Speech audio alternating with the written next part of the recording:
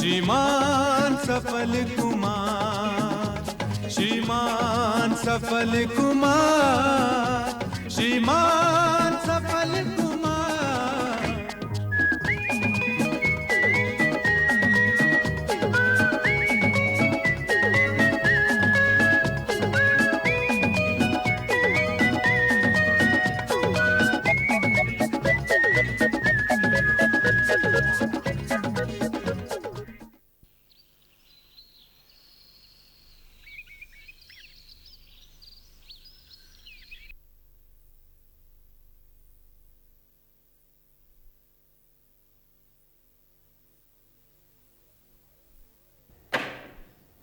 Good morning ગુરુદેવ.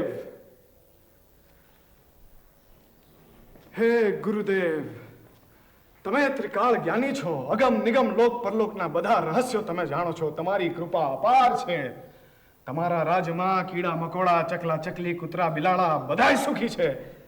હે ગુરુદેવ, તો પછી હું એકલો દુખી શા માટે?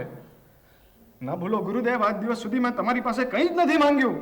ના તો મટકાનો નંબર માંગ્યો છે, ના તો રેસના ઘોડાનો, કારણ કે તે બધું જુગાર કહેવાય ને જુગાર પાપ કહેવાય. છતાંય તમારી કૃપા છગન છાટકા પર થઈ.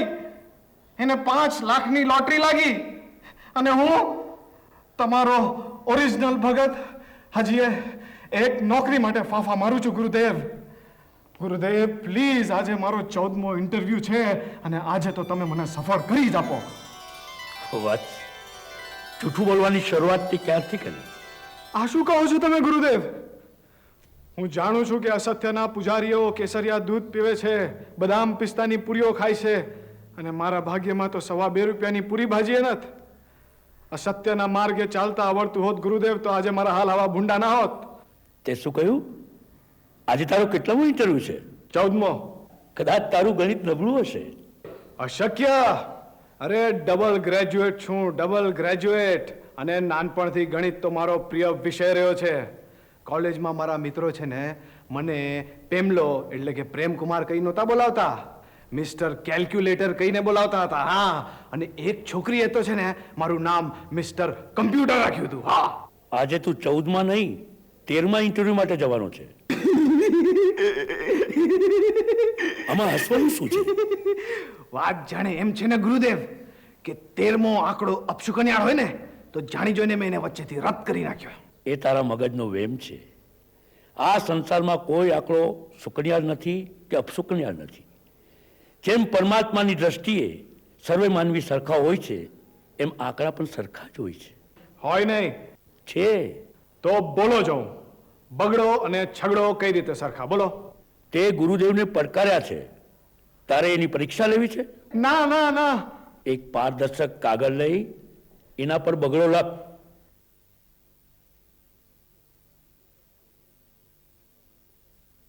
અને એને ઊંધો કરી જો તને છગડો દેખાશે, અને છગડાને ઊંધો કરી જો તને બગડો દેખાશે. તો અંગ્રેજો 13ના આંકડાને અનલકી 13 શા માટે કહે છે? એટલે આપણે આંધળી નકલ કરવાની? અંગ્રેજોની સંસ્કૃતિ જુદી છે અને આપણી સંસ્કૃતિ જુદી છે. અંગ્રેજો ડિસ્કો કરે, આપણે દાંડિયા રાસ રમીએ. પણ તમારી આંધળી નકલે દાંડિયા રાસમાં ડિસ્કો ઘુસાડી ડિસ્કો દાંડિયા કર્યા. આપણે ન રહ્યા દાંડિયામાં કે ન રહ્યા ડિસ્કોમાં. હજી પણ મારી વાત તારા મગજમાં બેસતી નથી? હવે થોડી થોડી બેસે છે, પૂરેપૂરી નથી બેસતી. તેનું કારણ એ કે 13નો આંકડો અપશુકન્યાળ છે. માન્યતા વર્ષો જૂની છે. ફક્ત હું નહીં, લાખો લઠ્ઠાવાળો છે ને તે પણ આ માન્યતાનો શિકાર છે. તે કોઈ દી 13ના આંકડા પર જુગાર નથી રમતો. અને આપણી પાડોશણ વીજળી છે ને તે તો કોઈ દી 13 તારીખે ઘરથી બહાર પગ જ નથી મૂકતી. હા, તારી પાછળ કોઈ ઊભું છે? વીજળી મને યાદ કરી પેમલા. વીજળી, આજે તો 13 તારીખ છે અને આજે તું ઘેરથી બહાર કેમ આવી? ઘરમાંથી બહાર નીકળવાની ના નથી પાડી, મકાનમાંથી બહાર નીકળવાની ના પાડી છે. અચ્છા અચ્છા, પણ એમ શા માટે? મારી જન્મપત્રિકામાં લખ્યું છે કે જો 13 તારીખે હું મકાનની સીડીઓ ઉતરી રસ્તા પર જઈશ ને તો એક હડકાયો કૂતરું મને બચકો ભરી લેશે. પેમલા, ગઈકાલે રાત્રે મને એક સપનું આવ્યું. સપનામાં તું વરરાજા બની ઘોડે ચડી બેઠો હતો અને હું ઘૂમટામાં રજાઈ રહી હતી અને મારું હૈયું ધક ધક ધબકી રહ્યું હતું. જો ધબકે છે ને. એ વિમલા, આવું કેમ બન્યું હશે? કેમ કે હું તને ચાહું છું ને. ખરેખર? તો વિમલા, આજે તારે મારું એક કામ કરવું પડશે. મારા ઘરમાં પ્રાઇમર સળગાવવા ઘાસલેટનો છાંટોય નથી. અને આજે રાશનમાં ઘાસલેટ મળવાનું છે. મારી માટે લઈ આવીશ?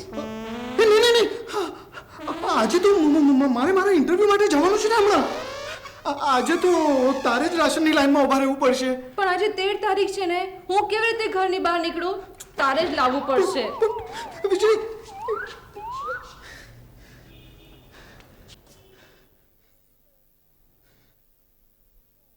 તમે જોયું ગુરુદેવ, વીજળી તો શું, અમારા મકાન માલિક શ્યામલાલ કાકા પણ હવે એમમાં ગળાડૂબ છે.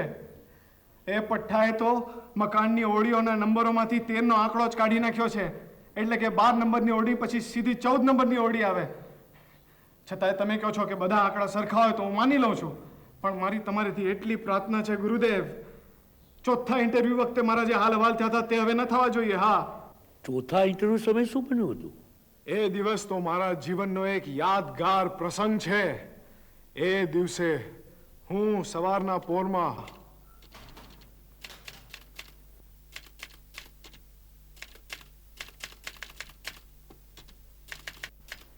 શું નામ તમારું? પેમલો, એટલે કે પ્રેમ કુમાર. તમારું?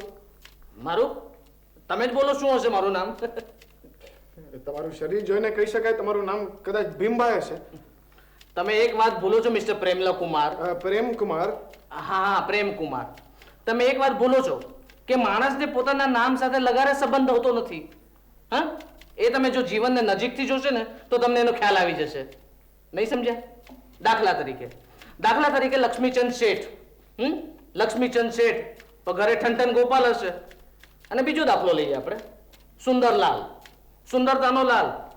એનું મોઢું જોઈને ભૂત ડરી જાય ને તો પણ નવાઈ નહીં. હો, એટલે કે માનવીના નામ તેના સ્વભાવ કે ચરિત્ર સાથે ક્યારેક મેળ નથી ખાતા, ખરું ને? રાઈટ, એકદમ કરેક્ટ. એટલે હવે તમે મારી વાત સમજી ગયા, રાઈટ? તો હવે તમે મને કહો કે મારું નામ શું હશે?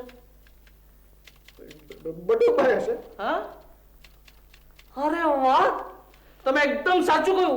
રાઈટ, બટુકભાઈ? હા, બટુકભાઈ. બટુકભાઈ? બટુકભાઈ. બટુકભાઈ.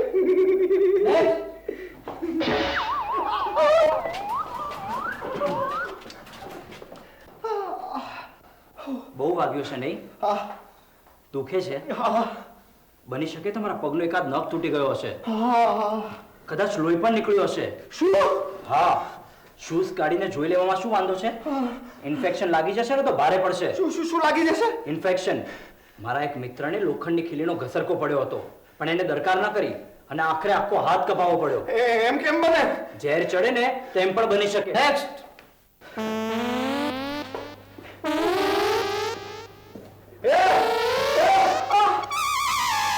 ગુરુદેવ, આ તો ચોથા ઇન્ટરવ્યુની વાત થઈ. આનેથી તમને સ્પષ્ટ જણાઈ ગયું હશે કે મૂલ્યો કેટલા ઝડપે બદલાઈ રહ્યા છે. કારણ કે હું સરળ હૃદય માનવી છું. છેતરપિંડી, લુચ્ચાઈ, ગળાકાપ સ્પર્ધામાં મારો વિશ્વાસ નથી તો મારે ભૂખ્યા મરવાનું, દાડિયા કરવાના. બોલો, ચૂપ કેમ થઈ ગયા? બોલો. 10મા ઇન્ટરવ્યુ વખતે મારા જોડે રાજનીતિ રમવામાં આવી હતી ત્યારે તમે ક્યાં હતા? ઇન્ટરવ્યુમાં પોલિટિક્સ? માલિકે પોતાના ઉમેદવાર પહેલેથી ચૂંટી લીધા એને તમે શું કહેશો? સગાવાદ. પણ અંતે તો તેને અપ્રમાણિકતા કહેવાય કે નહીં? કે પછી કાવા દાવા કહેવાય? હવે હું ભોળ્યો એમાં શું સમજું? છતાં ઇન્ટરવ્યુ માટે ગયો ને આબરૂના કાકરા કરીને પાછો આવ્યો. શું તમારી ફરજ નહોતી કે તમારા એકલા અંતિમ પ્રામાણિક ભગતને તમે ચેતવો? ના, ચેતવો તો દૂર, તમે તો મને પ્રોત્સાહિત કર્યો. ચડ જા બેટા સૂલી પર.